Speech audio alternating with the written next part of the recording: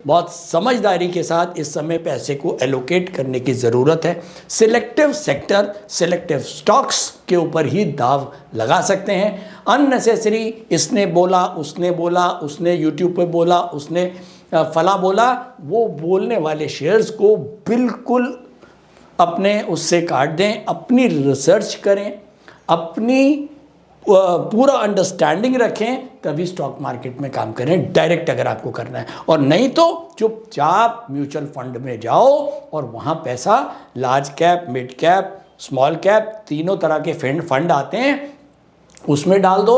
और अगर और मेरे से भी टिप लेना चाहते हो तो जो टिप मैंने अपने बेटे को दी है वो आपको देता हूँ कि आधा पैसा निफ्टी 20 में के ETF में डाल दो और आधा पैसा हर महीने जो भी सेविंग हो रही है वो निफ्टी गिल्ट का जो ETF होता है उसके अंदर आप डालो। और ये जो पैसा आपका निफ्टी गिल्ट में पार्किंग में रहेगा, ये काम आएगा उस समय जब कभी मेजर फॉल आएगा। उस समय आपको अपने बैंक से, अपने घर से पैसा नहीं लाना पड़ेगा। इसी गिल्ट को बेचेंगे, हाथ के हाथ पे आउट आ जाएगा और उसी के अगेंस्ट हम दूसरा खरीद लेंगे। तो हमको ना तो बैंक से ट्रांसफ़र करना पड़ेगा और हमारे को कभी भी अपॉर्चुनिटी मिस नहीं होगी। क्योंकि आपने कई बार देखा होगा कि मार्केट एकदम नीचे आया, मार्केट टाइम में पता लगा अभी चल रहा है 24,700 और नीचे रह गया 23,500। कोई बैड न्यूज़ आई थी, उस समय हम जब लेने जा रहे थे तो हमारे पास पैसे नहीं थे। जब तक हम बैंक से ट्रांसफ़र करते कि जी वो ट्रांसफ़र नहीं हुआ, आज मेरे बैंक में पैसा नहीं था,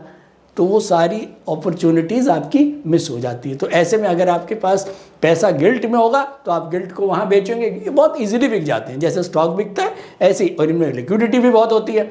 आप इसको बेचें, आपका पे आउट आएगा और उसके अगेंस्ट में आप अपना स्टॉक खरीद सकते हैं, जो भी आपको खरीदना है या कुछ भी आपको खरीदना है।